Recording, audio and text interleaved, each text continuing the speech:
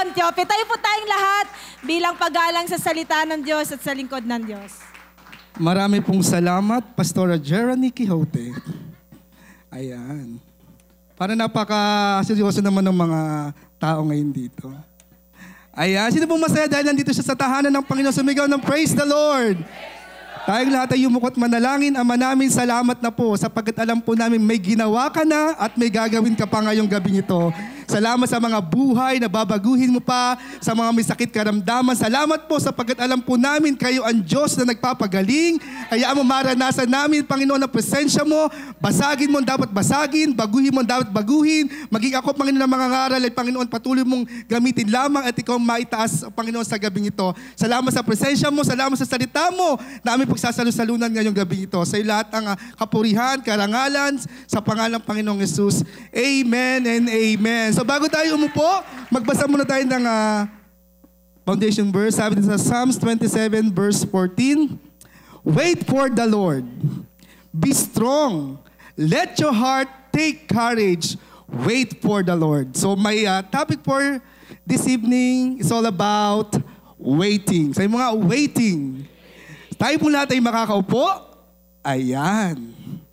So nagpapasalamat din ako sa ating Pastor Glenn na inalaw ako makapag-share ngayon ng salitaan ng Panginoon.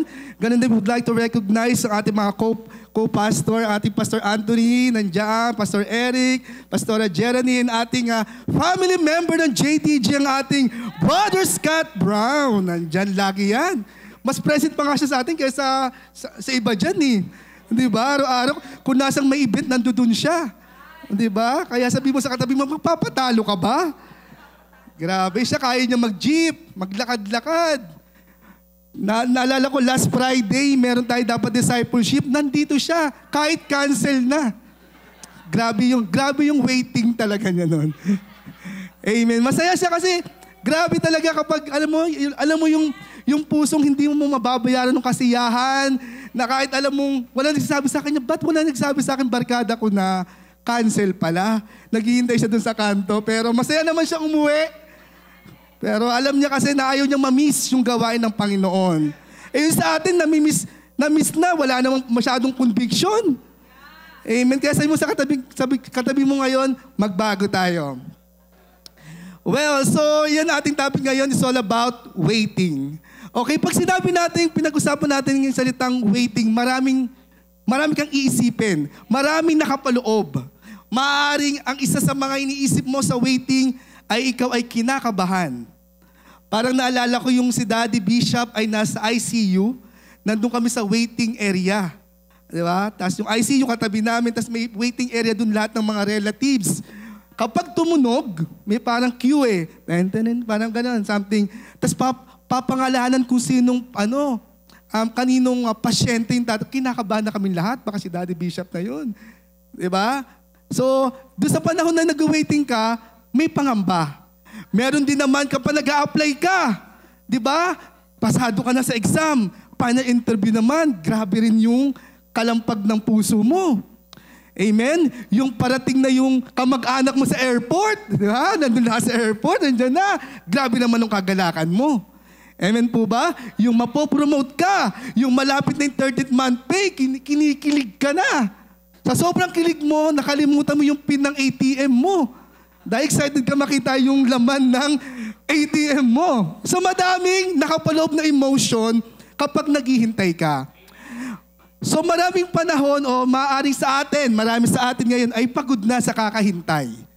'Di ba? Maaring yung kailan kayo mag-aayos ng anak mo. Tama? Ng asawa mo. 'Di ba? Kailan ka kaya makakapag-abroad? Sabi ng pastor natin, kailangan may passport ka na ngayon. Hindi ka pa rin nakakaalis. Kailan po talaga kaya? So napakadami nakapaloob kapag naghihintay ka. Maaring yung ang inihintay mo naman ay yung makabayad ng utang, yung nangutang sa'yo. At nangako na sa Sunday, magbabayad ka. So Sunday pa lang ng alas 7, wala pang huddle, nandito ka na. Dahil excited ka, naghihintay ka, na paparating na yung magbabayad at nangako sa'yo. Excited ka. Hanggang dumating na yung huddle. Wala pa din ang hinihintay mo. Pero nangako, kagaya nga sinasabi natin, kapag ang tao nangako, maaring mabali. Natapos na lahat-lahat, wala pa din yung nangakong magbabayad sa'yo. So napagod ka ng kakahintay. Pero ang pinakamagandang paghihintay, yung maranasan mong bumaba ang presensya ng Panginoon. Amen. Napakasarap noon na every Sunday, hindi ka lang papayag na darating ka dyan, uupo ka dyan, kakamay ka dyan, at iba nakakaranas ng presensya ng Panginoon, pero ikaw, hindi. Kaya maghintay tayo. Meron din pinakamasaya bilang mga Kristiyano, yung second coming ay yung pinakamagandang hinihintay natin. Okay na kahit hindi na magbayad ng utang, basta masama ka lang sa rapture. Amen po ba? Palakpakan natin si Lord. Madalas ang problema natin sa paghihintay, masyado tayong nagmamadali. 'Di ba? Bilang mga Pilipino, masyado tayo gusto natin lahat ng bagay ay madali. Tama? Parang Grab, kagaya na lagi sinasabi sa atin, gusto natin na pagkain, nandiyan mabilis lang. Gusto mo ng instant noodles, andyan para makakain ka. So sa paghihintay natin, napakadaming pwedeng mangyari. So ano bang hinihintay mo ngayong gabi? Yan.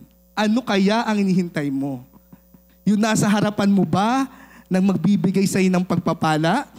O nasa gilid mo ba? O sino ba ang hinihintay mo? O ano ba yung hinihintay mo pwedeng mangyari sa'yo ngayong gabi? It depends upon your heart. Kung ano yung nasa laman ng puso mo. Kung anong ina-expect mo. Kasi ang sabi ng Panginoon, kung sino man ang umaasa sa akin, ay hindi ko papahiya. So kung umaasa tayo ngayong gabing ito ng kagalingan, umasa kang tatanggapin mo. Maghintay ka lang. Sabi mo ka sa katabi mo, maghintay. Huwag kang mainip. Amen? Pag wala pa. Naalala niyo si Abraham? 25 years naghintay bago magkaroon ng Isaac. 25 years. Biruin mo yun, maghihintay ka ng 25 years. Parang walang assurance. Parang hindi na mangyayari. Tama ba? So ilang taon ka na ba naghihintay doon sa gusto mong mangyari sa'yo? Ilang taon na ba? Lagpas na ba ng 2 taon? Wala pa nga, umihinto ka na eh. Amen? So sa pamagitan ng paghihintay, namomold yung ating character. Amen? Kung paano tayong magtitiwala sa Diyos, paano tayo magtsatsaga, kahit nahihirapan na tayo, pero alam natin sa ating paghihintay, hindi tayo bibiguin ng Panginoon. Sabi mo, hindi ka bibiguin ng Panginoon. Kung gusto mo ng promotion, mangyayari yan sa tamang panahon. Amen po ba? Pero, sabi mo, sa paghihintay mo, may ginagawa ka dapat. Hindi mo pwede nakaupo ka lang dyan. Amen? Kailangan habang naghihintay ka, may ginagawa ka. Sabi mo, may ginagawa. Okay? May mga bagay kang dapat gawin. Sabi dito, patience is not simply the ability to wait. It's how we behave while we're waiting. Amen? So yung unang-unang bagay na dapat nating maintindihan habang naghihintay ay maging matyaga. Sabi mo, matyaga. Sabi niya ni Joyce Meyer, patience is not simply. Hindi madali. Totoo po ba? Hindi madali eh. Yung yung pagpapakulo lang ng tubig eh, para magkape ka eh. Ang tagal kumulo eh. Tama? Sobrang pag madali mo, kumuha ka na lang dun sa, anong tawag doon? Dispenser. Kahit may konting init. Pero mas masarap talaga yung mainit na mainit. Dahil ayaw mong magtiyaga. Kaya kami kasabihin tayo, may nilaga kapag may tiyaga. Amen po ba? Okay po ba nanay? Nanisbet na kuha natin? Pag may tiyaga, may... Yun. Parang gusto na... May nilaga. Gumagano si nanay. Okay? So, it's how we behave while we're waiting. So, habang naghihintay ka, God molds you. God shapes you. Amen? Binabago yung inner being mo na dating magagalitin ka habang naghihintay ka. Tama? Kunwari, mga anak mo, alam mong uuwi ng alas 7, wala pa. Naku, grabe na yan. Yung dugo mo, papataas na ng ganun, no? Yung high blood mo, nasaan na kaya to si anak ko ng ganito? Alas 7, dapat nandito na. Ano nangyari na kaya dito sa anak ko? May nagka-hold upon pa naman dyan kanina. Di ba? So sabihin mo sa katabi mo, magtiyaga habang naghihintay. So habang naghihintay ka, may ginagawa. Sabi mo, may ginagawa.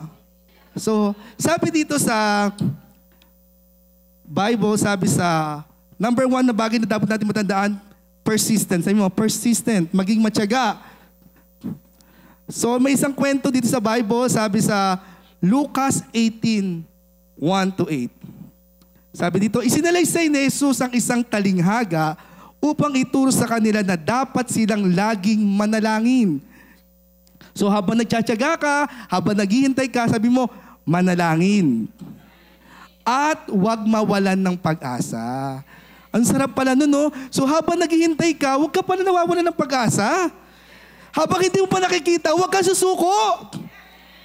Amen? Pag alam mo nang malapit na, huwag ka susuko kasi malapit na nga eh. Amen po ba? At sinabi niya, sa isang lungsod ay may isang hukom na walang takot sa Diyos at walang iginagalang na tao. Sa lungsod ding iyon ay may isang byuda. Lagi siyang pumupunta sa hukom at sinasabi, bigyan po ninyo ako ng katarungan sa aking usapin. Tinanggihan siya ng hukom sa loob ng mahabang panahon. So, sino pa sa atin dito yung mga nakaranas na ilang beses na siya ni-reject? Nag-apply ka, ni-reject ka. Niligawan ka, ni-reject ka. Grabe, di ba? Naalala ko yung nag-apply ako sa teleperformance. Siguro, kasama kasi Pastor Edgy pa nun eh. Siguro mga 2014, nag-try kami ni Pastor Edgy. Naglalaba ako nun eh. Sabi ni Pastor Edgy, mga youth pa kami, tara apply tayo sa teleperformance. Apply naman kami, ganyan-ganyan. De pag-apply namin, pasado naman kami sa exam, ganyan-ganyan. Wala kami ka-experience sa mga call center, mga ganyan-ganyan, kasi puro laking church lang kami. So ganyan-ganyan, apply kami, pasado kami ng exam, final interview na. Dalawa kami ni Pastor Edgy. So ano mang ginagawa? Ano kami, explain kami. So, at the end, bagsak kami. Sabi namin, sige na, maglalaban na nga lang ako ulit. So talagang hindi ako talaga para dito. Talaga sabi ko, Pastor Edgy, tinawag talaga tayo para maglingkod, hindi para magtrabaho talaga dito. Then, I'm happy kasi naalala ko, last year, kaka 1 year ko lang pala sa teleperformance. Ngayon, 21. So, naalala ko, nag-apply ako ng teleperformance. Siya yung unang in-apply akong call center na nag-reject sa akin. Tapos, after 8 years or 9 years, siya rin yung unang-unang company na tumanggap sa akin. Diba? Sabi ko, grabe Lord, no? Hindi pala ibig sabihin ni-reject ka sa una, lahat ay close na sa'yo. Maaring hindi mo pa panahon. Maghintay ka.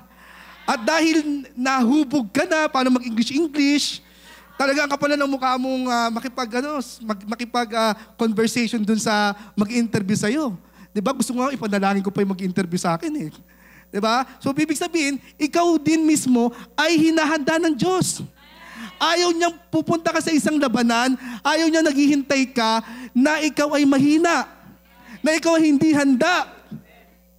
Tama po ba? Parang ano yan eh, ganito na makaka-relate tayong lahat. Pag nawalan tayo ng mahal sa buhay, di ba, ang hirap siyang agad-agad, di ba, parang hindi mo pa matanggap eh. Pero hinahanda ka nila pa unti-unti hanggang matanggap mo yun. Amen po ba? Nakaka-relate po ba? Kaya sabi mo sa katabi mo, kung na-reject ka man, hindi yun yung pinaka-end of the world mo. Sabi mo, kung na-reject ka man, praise God! Sabi mo, praise God! Pag na-reject ka, praise God. Bakit? Hindi para sa'yo yun eh. May mas magandang bagay para sa'yo. Palakpakan natin si Lord. Kaya huwag ka madidismaya kapag ikaw ay naghihintay. Balik tayo sa kwento dito. Sabi sa verse 3, sa lungsod din iyon ay may isang byuda, lagi siyang pumupunta sa hukom at sinabi, bigyan po ninyo ko ng katarungan sa aking usapin. Number 4, tinanggihan siya ng hukom sa loob ng mahabang panahon, ngunit nang magtagal ay sinabi ng hukom sa sarili, kahit ako'y walang takot sa Diyos at walang iginagalang na tao, baba tayo, number 5, ibibigay ko na ang katarungang hinihingi ng byudang ito. Praise God. Sapagkat lagi niya akong ginagambala. O, gambalain mo na yung may utang. Ayan, di ba?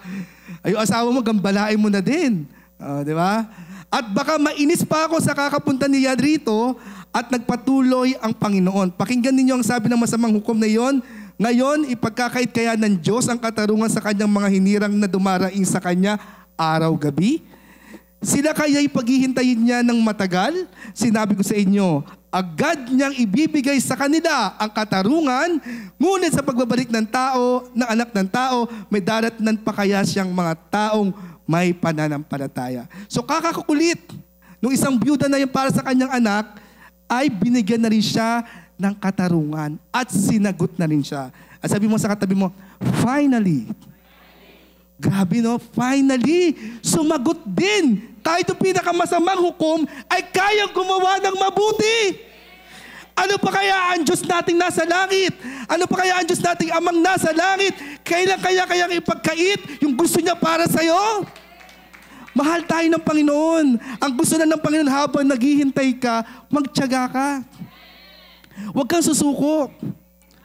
Amen? Parang kwento ni Pastor Glenn, 10 taon yata silang mag-girlfriend, boyfriend. Yung iba, 2 months lang gusto na magpakasal, di ba? Di ba? Tapos hiwalay din. Kung wala ka pang asawa, okay lang. Sabi mo, okay lang. May tamang panahon sa'yo. Amen? Ba't tumatawa tayo? Maghintay. Di ba sa Channel 7 nga, dati sabi, tamang panahon. Di ba si Alden sa kasi may kwento pa doon? Di ba? Si Maine Mendoza, tamang panahon. So may tamang panahon. So kung nag-aaral ka, mag-aaral ka. Hindi yung nag-aaral ka, anong oras kayo matatapos magturo yung teacher ko? Anong oras kayo matatapos magprisi pastor? Ayun lagi ang iniisip, ayaw nating maghintay. Na hindi mo alam habang naghihintay ka, nagiging matyaga ka, nagiging malakas ka, nagiging mas mabait ka, mas lumalalim yung pananampalataya mo. Di ba?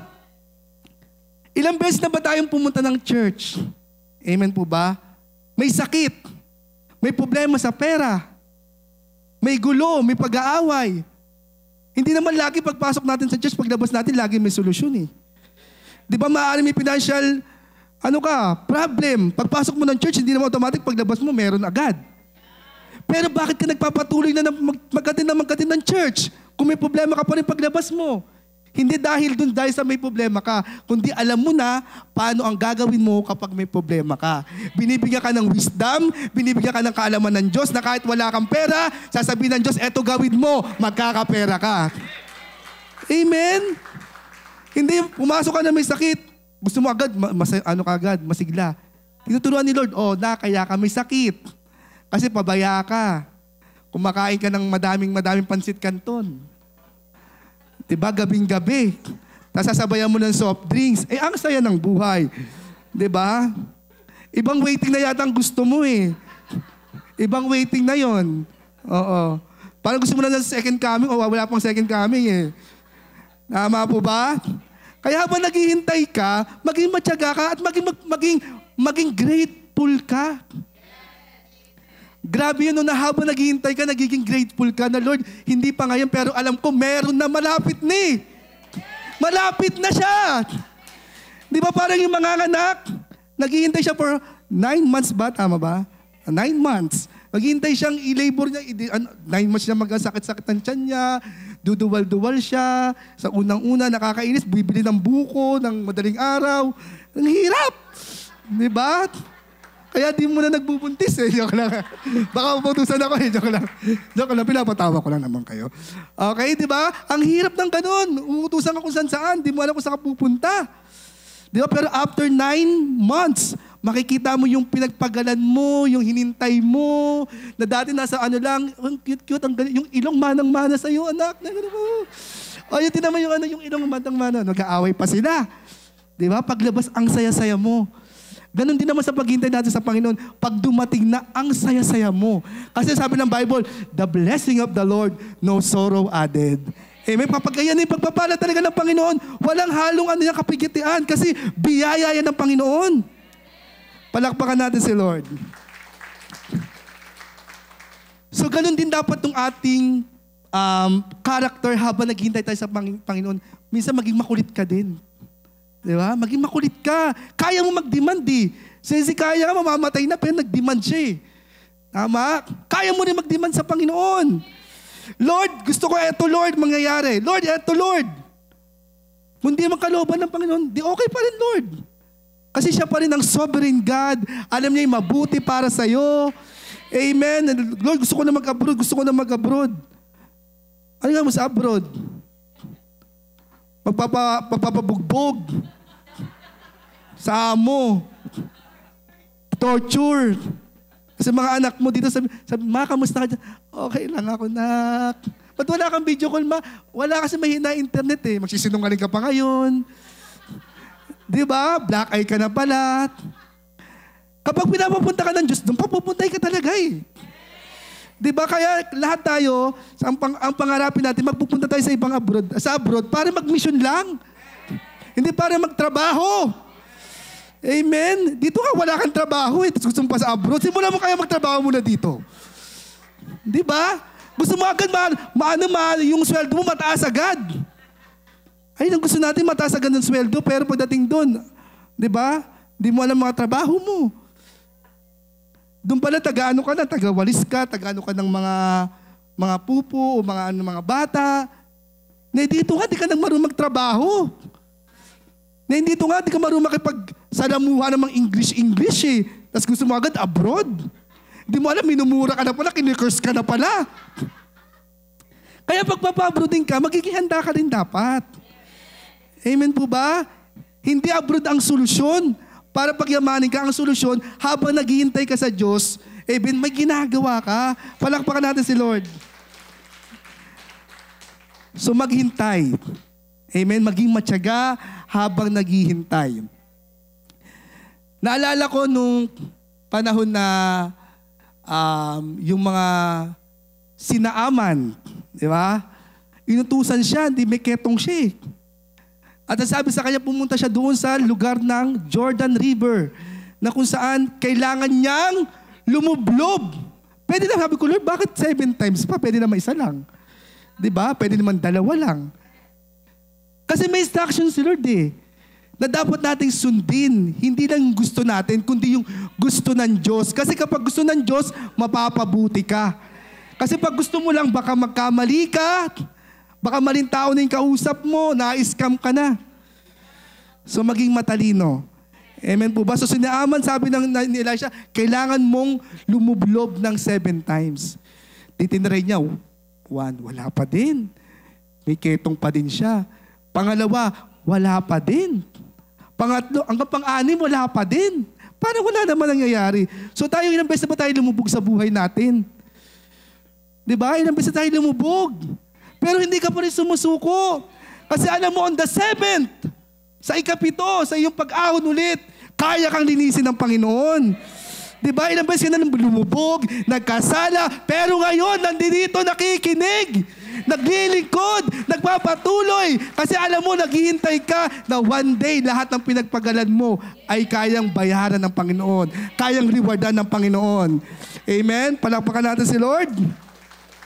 So number 1 na dapat katangian habang naghihintay ka ay maging patient o maging persistent, maging matyaga ka. Amen? Number 2, mabilis lang to. 3 lang to eh. Number 2. Ayan, wait lang. Okay, sabi dito, put your trust in God. Kawikaan 3:5-6. Kay Yahweh ka magtiwala, buong puso at lubusan. At huwag kang mananangan sa sariling karunungan. Sa lahat ng iyong gawain, siya nga'y alalahanin upang ika'y patnubayan sa iyong mga tatahakin. Ang ganda na sinabi, balik tayo sa, sabi doon, kay Yahweh ka magtiwala buong puso. Bakit kaya sinabing buong puso at lubusan? Ibig sabihin, pag nagtitiwala ka, hindi ka dapat nagdududa. Diba? Kumbaga, kunyari, si Tatay Bobet, nagtitiwala ako sa kanya. Siya yung magdadrive, kahit matulog pa ako niyan. Alam ko safe ako makakapunta kung saan man na sinasabi namin destination. Tama, kasi ganun yung lubusang pagtitiwala. Kung nag-aalinlangan ka rin naman sa isang tao, huwag ka na lang magtiwala. Kasi hindi mo binavalue yung capacity na meron siya o abilidad na meron siya. Bakit tayo minsan lumalapit sa mga influential tao? Kasi alam natin meron silang kakayanan. Alam natin yung kanilang capability. Kaya hindi tayo masyadong nagdududa na alam natin kapag sinabi natin to, kaya nilang gawin. Tama po ba? Lalo na sa Diyos, kapag sinabi mo sa Kanya, kaya niyang gawin eh. So huwag ka magdududa kasi kalaban ng iyong pagdududa, kalaban ng iyong pagtitiwala ay pagdududa. Ibig sabihin lang, ikaw ay hindi nagtitiwala ng lubusan. Sa Diyos ka pa bang hindi magtitiwala? Kaya niyang gawin lahat ng bagay? Anong sakit ba ang hindi niya pinagaling? Anong problema ang hindi niya binigyan ng kasagutan? Wala, lahat kaya niya eh. Bakit ka pa magdududa sa kayang gawin ng Panginoon? Minsan kasi hindi na sinagot ng Diyos yung iyong katanungan o yung iyong gusto, ay nagduda ka na sa kakayanan ng Diyos. Mali yun. Amen? Ibig sabihin, hindi man ibigay ng Diyos ngayon nung iyong hinihiling. Ibig sabihin, hindi kaya ng Diyos, kundi hindi binibigay ng Diyos dahil hindi makakabuti para sa'yo. Amen? Kaya sabi mo sa katabi mo, magtiwala ng buong puso ng lubusan. Amen? At sabi sa Romans 10:11, sinabi nga ng kasulatan, ang sino mang sumasampalataya sa Kanya ay hindi mapapahiya. Sino dito nanampalataya na sa Diyos at kailanman hindi siya pinahiya? Itaas ang kamay. Grabe, di ba? Lalo natin napapatunayan na kayang kumilos ng Diyos sa panong walang-wala ka na. Amen? Nalala niyo sa Ate Kelly, walang-wala na, nagpakain ng buong barangay. Anong barangay ba yan? Tingnan mo, di kami naabutan dito, tatawid lang.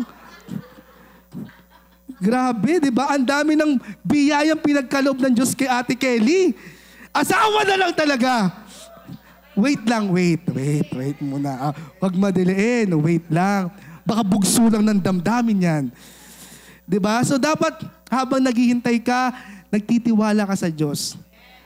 Diba? Ayaw na natin parang dapat ang iyong destination ay 10 minutes lang. Dahil nag-route ka sa kabila, nadagdagan ng ilang minuto. Amen po ba? So pag nagtitiwala ka sa Diyos, ibig sabihin, gumagawa ka din na, Lord, alam ko, hindi mo man kalooban ngayon, maghihintay pa rin ako. Amen? Huwag mo susukuan. Lalo na yung mahal na mahal mo, yung gustong-gusto mo, huwag mo susukuan. Hindi lang yung mahal mo sa buhay, kundi yung mahal na mahal mo kunya sa paglilingkod mo sa Diyos, pagbibigay mo, nangako ka ng upgrade na 5,000, wala pa, 3,000 pa lang, mapupuno din yan. Kasi nagtitiwala ka sa Diyos, hindi sa kalakasan mo, hindi sa abilidad mo, hindi sa kakayanan mo, kundi alam ng Diyos na in the right time, in perfect time, in right season, God will provide. Sabi mo, God will provide. Diba? Napakasarap magtiwala sa Diyos. Hindi ka niya ipapahiya.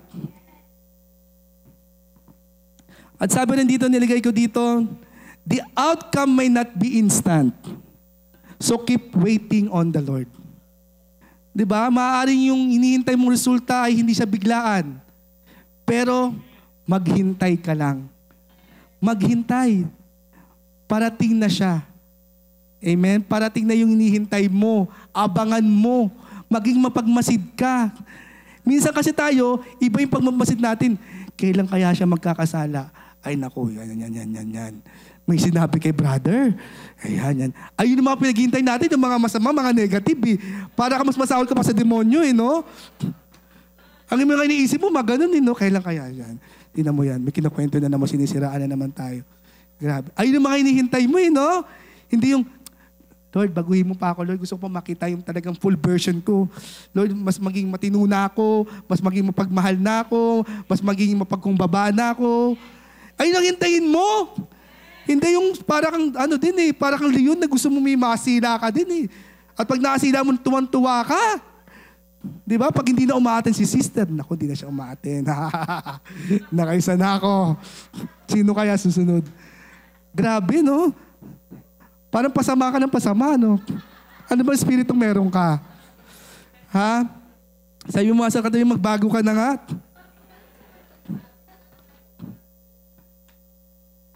At nandun sila sa Jericho, sabi dito, the Israelites were not given permission by God to simply storm the city, kahit na pinapunta na sila ng Panginoon. At sabi dito, when they were ready na yung mga Israelites, they had to wait 7 days. Handa na sila eh. Gustong-gusto na nila makipaggera eh. Pero sabi ng Panginoon, wait on the 7th day. They marched, they camped, and they waited on God's move. Diba, naalala ko, tuwan-tuwa ako pag kinakwento ni Pastor Glenn yung umiikot-ikot sila doon. Tahimik lang. Walang maingay. Tapos babatuin ka ng gano'n. Diretso lang. Diba? Yung tigawat ko, tinamaan, wait lang. Sige, ikot pa. Ikot lang. Tapos, baho. Tahimik lang. Sige, diretso lang. Wait na lang. Kunti na lang. Nakaka-6 na tayo. Panghi naman nito.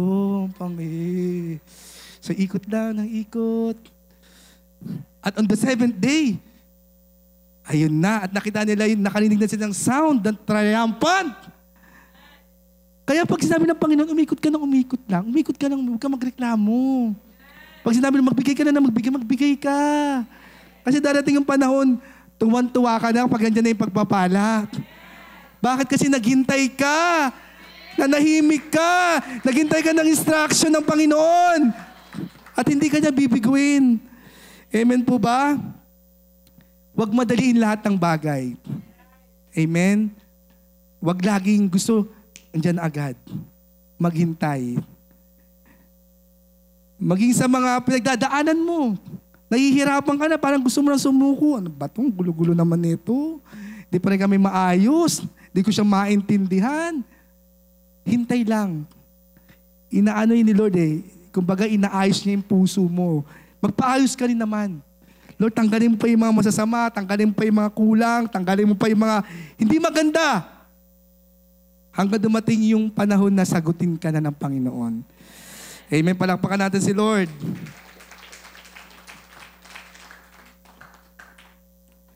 Sabi rin dito, waiting on the Lord deepens our faith, increases our trust in Him, and while we wait with faith, God will certainly transform and renew us.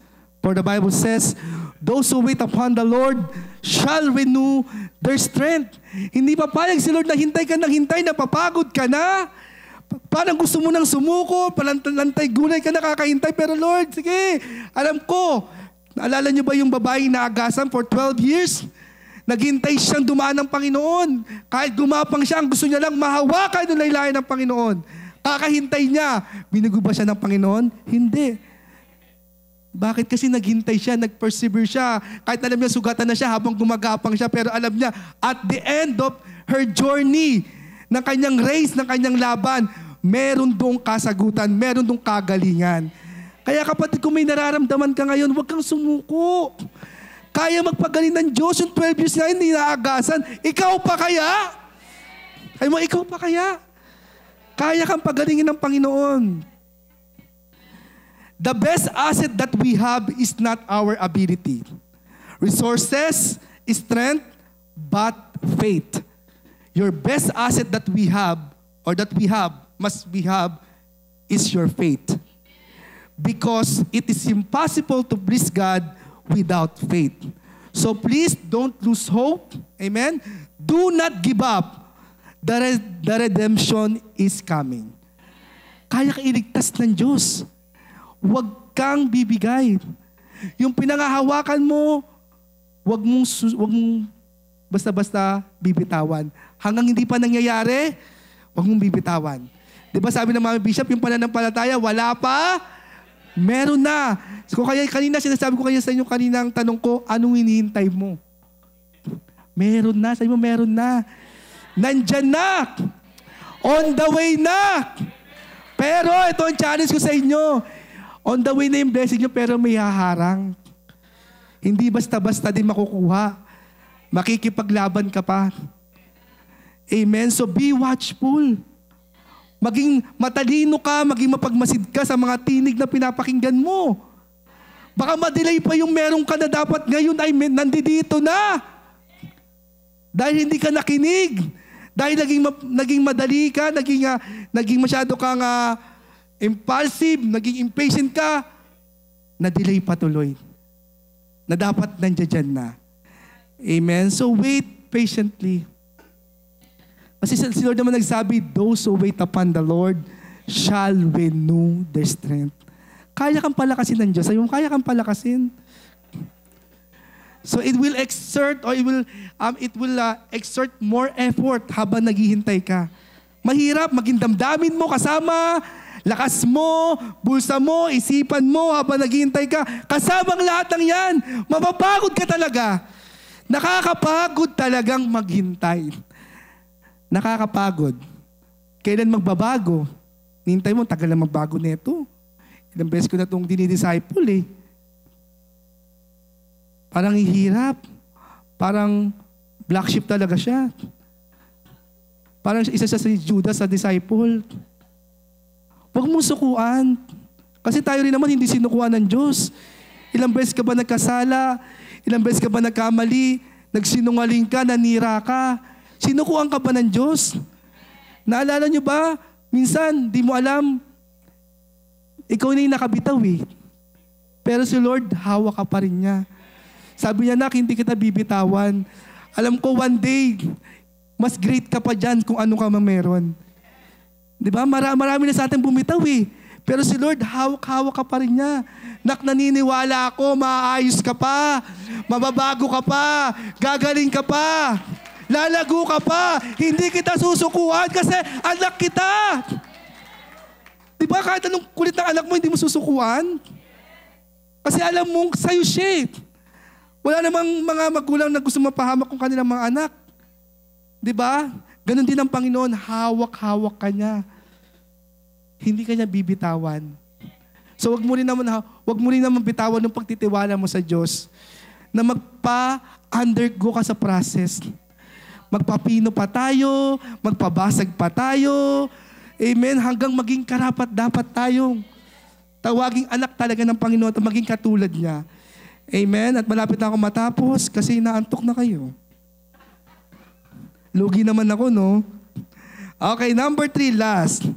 So, number 1, habang naghihintay, alam mo yung maging persistent ka, maging matyaga ka. Number 2, kailangan mo magtiwala sa Panginoon. Put your trust in God. And number 3, purpose. Yan. So alam mo dapat habang naghihintay ka, hindi mo yung, ba't pa ako naghihintay? Ano bang, para saan ba to? So ano yung purpose mo bakit ka naghihintay? Sabi dito sa Proverbs 19:20-21. Sabi dito, wait lang. Listen to advice and accept instruction, that you may gain wisdom in the future. Many are plans in the mind of a man, but it is the purpose of the Lord that will stand. So sa Tagalog, sabi dito, dinggin mo at sundin ang payo sa'yo. Amen? So marami tayong advice, mga leader natin, J-group leader, mga pastor natin, maraming advice. Kunin nyo ang lahat ng yun. Ikabubutin nyo. At wag nyong gawing negative kapag may sinabing advice sa inyo. Amen? At pagdating ng araw, pakikinabangan mo. Wow! Ikaw rin pala makikinabang kapag sumusunod ka sa mga advice ng mga leader mo. Kaya ka napapasama dahil sa hindi mo rin pagsunod. Kaya ka makapabuti dahil din naman sa iyong pagsunod. Amen?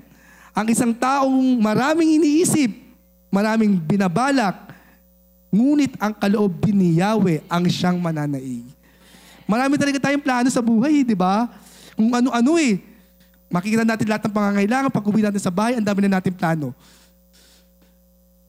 Wala pang Christmas tree. November na. Parang November 30 yatang celebration sa bahay namin. Parang Bonifacio Day, parang katipunan na mangyayari dito. Parang duguan na mangyayari sa bahay namin. Di ba? Pag uwi mo ng bahay, ang daming agiw. Diba? Hindi ka magdinis-dinis. Pag nauwi mo ng bayan, dahil mo naiisip, di ba? Diba? Gusto ko itong baguhin. Yan, tatanggalin ko to dito. Yung asawa ko doon siya banda. Pati yung asawa. Diba? Gusto mo, ang daming plano. Sa darating na 24 after ng jam worship, pupunta kami sa Cuneta Astrodome. Tapos magmumowa kami, tatawid. Ang daming plano. Tama? Magsusumba kami sa Wednesday. Yung dalawa lang sumasayaw, yung dalawa nagkakape. Ano sumba yun?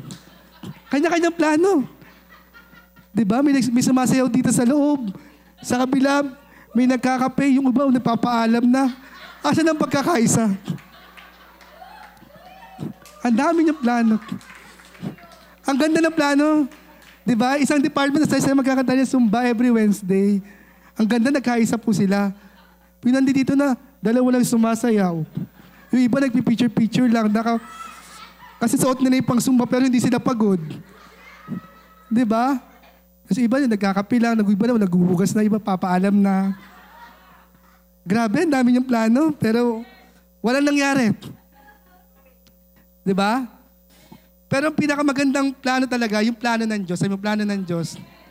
Diba? Ang plano ng Diyos ay hindi ka paghirapin, kundi bigyan ka ng kinabukasang masagana. Yan ang plano sa ng Panginoon. Hindi pa sumagi sa iyong isipan ang magandang plano ng Panginoon sa iyo. Napakaganda ng plano sa atin ng Panginoon. Hintayin mo lang yun. Amen? At sabi dito, lastly, Isaiah 30 verse 18 to 19.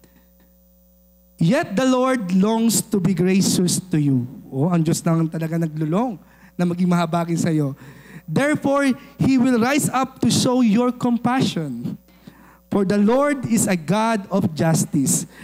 Blessed are all who wait for Him. Sabi mo nga, mapalad ang lahat ang naghihintay sa Diyos. So, sino naghihintay? Mapalad ka. Kasi meron kang blessed hope.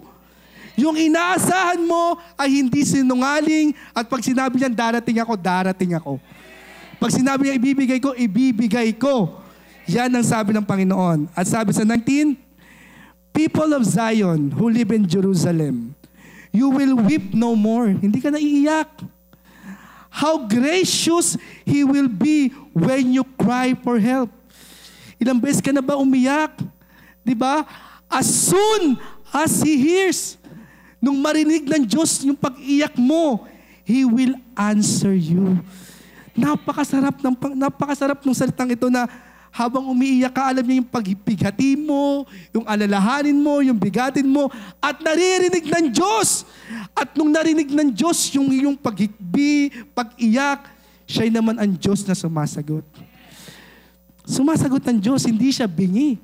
Hindi siya PWD, hindi siya disabled. He is able. He is capable. Kaya niyang gumawa ng higit pa sa iniisip mo. Amen po ba? At nilagay ko din dito, what hurts you today will be your strength tomorrow. Diba? Kung ano yung nararamdaman mong sakit ngayon, maaaring maging kalakasan mo siya bukas. Hindi mo tinitignan yung kinabukasan para maging destination mo. Tinitignan mo yung nakaraan mo para maging inspirasyon mo lang. Para dun sa kalakasan na meron kang haharapin sa iyong destination. Amen po ba? The best is yet to come. Yung magandang bagay, hindi pa yan eh. Meron pa. Masigit. Sabi mo, masigit pa. We have the great God na kung iniisip mo hanggang 5,000 ka lang, kaya ka pang pagpalain ng Panginoon, higit pa sa 5,000. Mayaman ang ating Diyos. Amen? So, hindi ka pinipitawan ng Panginoon. Pero bakit sinusukuan mo yung sarili mo? Huwag mong sukuan yung sarili mo kung hindi ka naman binibitawan ng Panginoon. Amen? Sometimes, instead of choosing the battle choose you. Diba? Minsan inisip natin, tayo kaya pumili ng mga pagsubok. Ito gusto ko ng pagsubok na to, ito. Kailangan sa February, ito yung pagsubok ko. Hindi. Pero nagiging minsan, yung problema ang pumipili sa'yo. Bakit ka pinipili ng problema? Para lalo ka pang maging mas matibay, mas maging matatag, at para malaman ng Diyos na para ka talaga sa Kanya. Amen? So sabi mo sa katabi mo, trust in the Lord. So sabi doon, blessed are all who wait for Him. Tayong lahat ay tumayo at palakpakan natin ang Panginoon. Amen? So mula ngayong gabing ito, maghintay ka sa Diyos. Amen? Maghintay ka na alam mo, yung inihintay mo, paparating na. The best is yet to come. Paparating na siya. How many are excited dun sa kayang ibigay ng Diyos sa buhay mo? Higit pa sa iniisip mo. Higit pa sa iyong mga alalahanin. We have the great God that we serve. Kapatid, nanghihina ka na ba? Napapagod ka na ba kakahintay? Sabi ng Panginoon, those who wait upon the Lord shall renew their strength.